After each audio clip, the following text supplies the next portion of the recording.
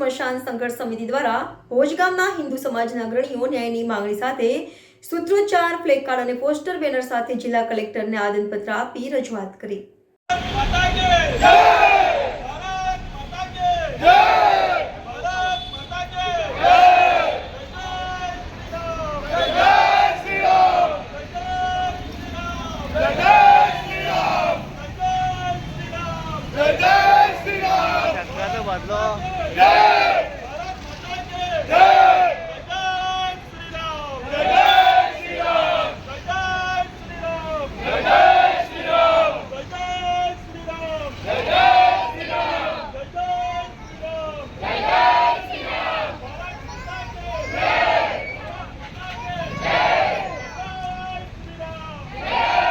વડોદરાની નવી કલેક્ટર કચેરી ખાતે વડોદરાના પાદરા તાલુકાના ભોજ ગામના સ્થાનિક રહીશો, ભોજ ગામ મકાન સ્મશાન સંઘર્ષ સમિતિના પ્રમુખ કિરણ કુમાર સેવાદાસ, મહેન્દ્ર પટેલ તથા ગામના હિન્દુ આગેવાનો મોટી સંખ્યામાં ઉપસ્થિત રહી સૂત્રોચ્ચાર, પ્લેકાર્ડ, પોસ્ટર, બેનર સાથે નિવાસી કલેક્ટરને આવેદનપત્ર આપી ન્યાયની માંગણી કરી હતી।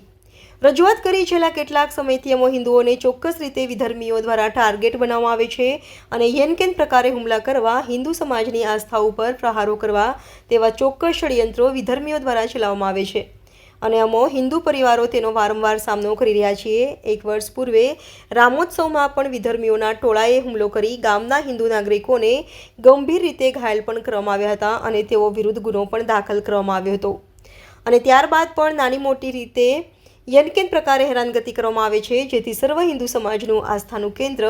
સ્મશાનને ટાર્ગેટ બનાવેલ છે। જે કાયદેસરનું સ્મશાન જે બાંધકામ છે અને તે બાંધકામ અનુસંધાનમાં જે બાંધકામ સરકાર તરફથી કરવામાં આવે છે તે ચોક્કસ લોકોના સહારે તોડી અવરોધ કરવા માંગે છે અને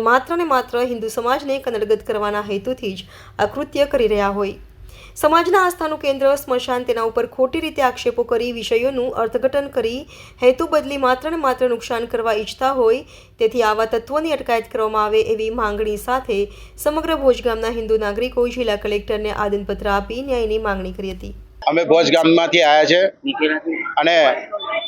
અમારા હિન્દુ સમાજના સ્મશાનના કામથી અમે કલેક્ટર સાહેબને આવેદનપત્ર આપવા આવ્યા છે અને અમારા